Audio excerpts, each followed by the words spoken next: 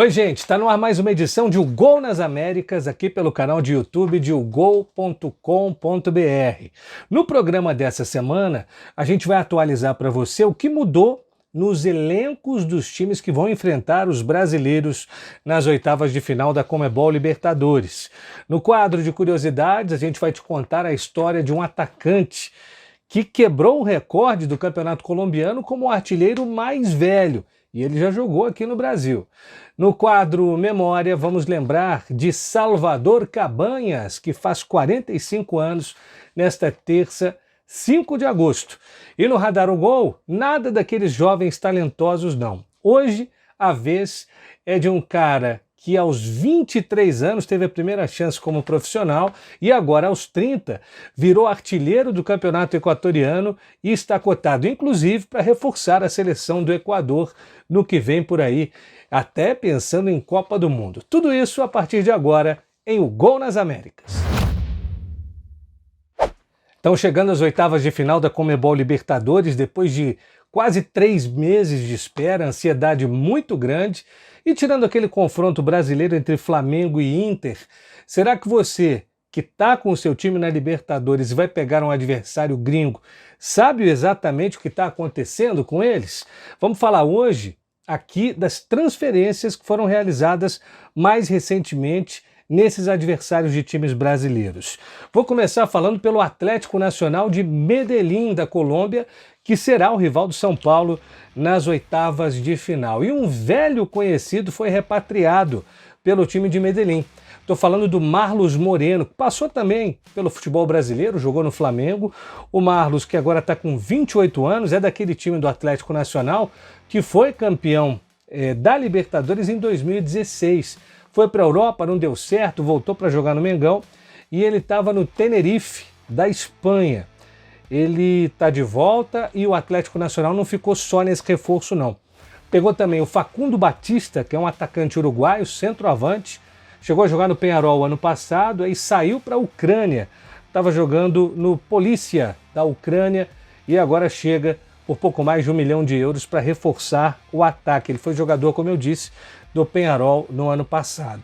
E para reforçar a zaga, o Atlético Nacional foi buscar um colombiano que teve aqui no Brasil também, no Red Bull Bragantino, mas estava no Japão, lá no Kawasaki Frontale. Estou falando do César Aidar, zagueiro de 24 anos, Atlético que perdeu o Kevin Viveiros para o Atlético, para o outro Atlético, né? O Atlético Paranaense, mas está com um time mais forte do que a gente viu na primeira fase, quando ele dividiu o grupo com o Bahia, com o Inter e também com o Nacional de Montevidéu. E o rival do Botafogo? A LDU buscou, ainda em junho, um técnico bem conhecido dos botafoguenses, o Thiago Nunes, mas a LDU que perdeu a sua grande referência ofensiva, o atacante da seleção do Paraguai, o Alex Arce. Surpreendentemente, ele decidiu voltar para o clube de onde tinha saído, o Independiente Rivadavia, da Argentina, onde ele estourou sendo o artilheiro da segunda divisão, e ele decidiu retornar ao futebol da Argentina. Chegou a ser especulado até no Palmeiras, né? Mas a coisa não foi adiante, não. Se perdeu o Alex Arce, o time da LDU trouxe o Josué Cuero, um lateral direito que defendia o Delfim, também do Equador, e para o ataque o Reison Medina, que estava no Independiente Del Valle. Essas as novidades no rival do Botafogo, a LDU. Falei há pouco do Palmeiras que vai pegar o Universitário do Peru, a base foi mantida e o time conseguiu 2 reforços pontuais. O Anderson Santamaria, que é um zagueiro que também pode atuar como volante, 33 anos, jogador da seleção peruana. Ele estava jogando no México, lá no Santos Laguna. Além do Anderson Santamaria, o Universitário foi buscar lá em Portugal, no Gil Vicente, o Jesus Castillo, um meia de 24 anos, que também passou pela seleção do Peru. Sobre o Castillo, ele ficou quase 4 meses sem jogar, já retornou, já está de novo em atividade e vai ser uma das novidades do Universitário para pegar o Palmeiras nas oitavas. E o Vélez Sarsfield, que será o rival do Fortaleza, o Fortaleza que trocou o Vojvoda pelo Renato Paiva, o Vélez Sarsfield trouxe um baita reforço, Rodrigo Aliendro, um meia de 34 anos, que foi durante muito tempo titular do River Plate, só que o River Plate trouxe um caminhão de reforços, ele ficou um tempo machucado também, não vinha conseguindo jogar, mas já está à disposição no Vélez. Esse que é um jogador que veio para melhorar, veio sem custo para o Vélez Sarsfield. O Vélez também se reforçou no gol, trouxe direto do Milionários da Colômbia, por empréstimo, o goleiro Álvaro Monteiro. É outro que também começou a sua carreira jogando no Brasil. O primeiro time profissional dele foi o São Caetano, ali em 2013, 2014. O Vélez, que também já tem em atividade um reforço que foi trazido justamente para as oitavas, o Lisandro Magajan, um zagueiro que estava no Pumas, lá do México, e já virou titular. Esses os últimos movimentos dos times estrangeiros que vão enfrentar brasileiros nas oitavas de final. Não falei do Flamengo e do Inter, porque é um confronto doméstico, e essa turma você acompanha todo o tempo aqui no canal de YouTube de ugol.com.br, no programa O Gol no Mercado. É só ficar ligado. Hoje no Radar o Gol a gente vai fugir das jovens promessas para contar uma história incrível de um cara que vale a pena ficar de olho, especialmente você que está jogando a Série B do Campeonato Brasileiro, está procurando um atacante que pode jogar até um pouquinho mais recuado, que tem passe, que sabe tabelar rápido. Vou falar de um cara chamado Byron El Tigre Palacios. Ele tem 30 anos.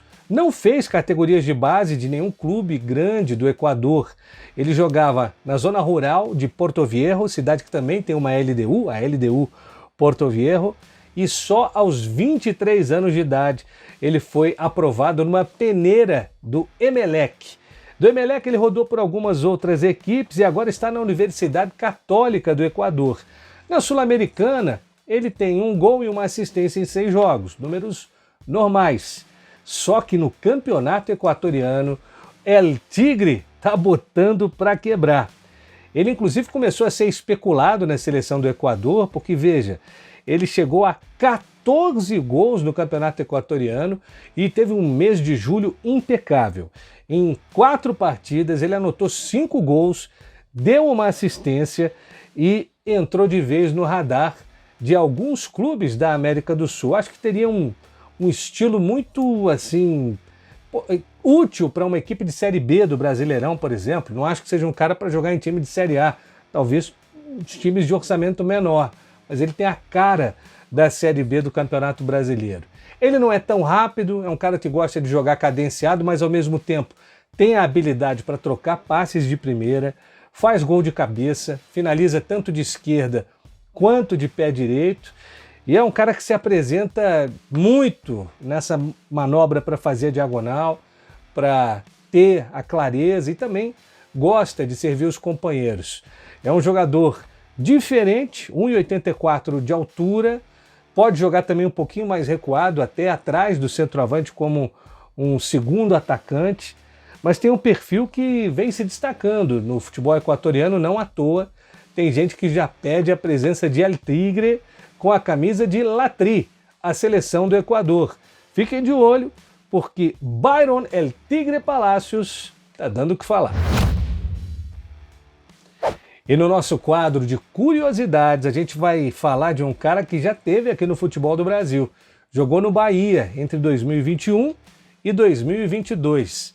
Era uma promessa absurda quando surgiu ali na época de 2004, 2005, jogando pelas seleções de base da Colômbia. Estou falando do Hugo Rodallega. Ele acaba de quebrar o recorde de artilheiro mais maduro da história do campeonato colombiano. Olha que coisa louca. Ele conseguiu anotar 16 gols no campeonato desse ano, o Apertura da Colômbia de 2025, já com 39 anos, superando o recorde que era de Carlos Bacca, que tinha sido goleador do Apertura justamente do ano anterior, 2024, com 38 anos de idade. E sabe o que é mais impressionante? É que o Rodallega, que fez agora no último dia 25 de julho, 40 anos de idade, ele tinha sido artilheiro do Campeonato Colombiano 20 anos antes. Olha que loucura! Em 2005, no Finalización, que era o nome do torneio da época.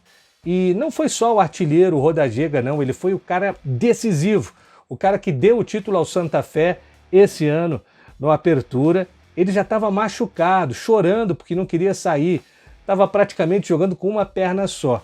E foi justamente com uma perna, a que estava inteira, que ele conseguiu marcar o gol que deu o título ao Santa Fé no Apertura desse ano.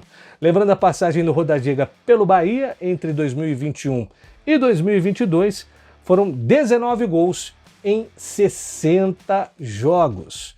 O velhinho tá on. Só de falar o nome Salvador Cabanhas, o torcedor do Flamengo começa a se coçar, começa a ficar com raiva, porque foi justamente o cabeludo paraguaio, que jogava com um rabo de cavalo, que se tornou o grande carrasco do Flamengo na Libertadores de 2008, oitavas de final, um dos maiores vexames que o rubro-negro já deu na história da competição. O Flamengo tinha vencido no Estádio Azteca 4-2 o primeiro jogo, perdeu o segundo por 3-0 no Maracanã, com 2 gols dele, Salvador Cabanhas. Cabanhas, que nesta terça-feira, 5 de agosto, está comemorando 45 anos. Cabanhas, que na seleção do Paraguai teve a oportunidade de disputar a Copa do Mundo de 2006. Logo na sequência, enfileirou 2 anos seguidos como artilheiro da Libertadores. A primeira vez ele conseguiu 10 gols na edição de 2007 e na edição de 2008 foram outros 8 gols marcados por ele, Salvador Cabanhas. Ele continuou jogando no América do México durante algum tempo e era lá no México que ele estava em 2010, começo do ano, quando uma tragédia mudou o rumo e a história desse atacante que entrou para a história como um grande carrasco do Flamengo. Ele estava numa boate quando foi abordado por um homem no banheiro da boate e acabou baleado após uma discussão, tomou um tiro na cabeça e, incrivelmente, ele sobreviveu e 1 ano depois ele tentou retomar a sua carreira, né? Tentou voltar a jogar em equipes menores, inclusive a última equipe com a qual ele assinou contrato foi aqui do Brasil, o Tanabi, que na época jogava a 4ª divisão do Campeonato Paulista.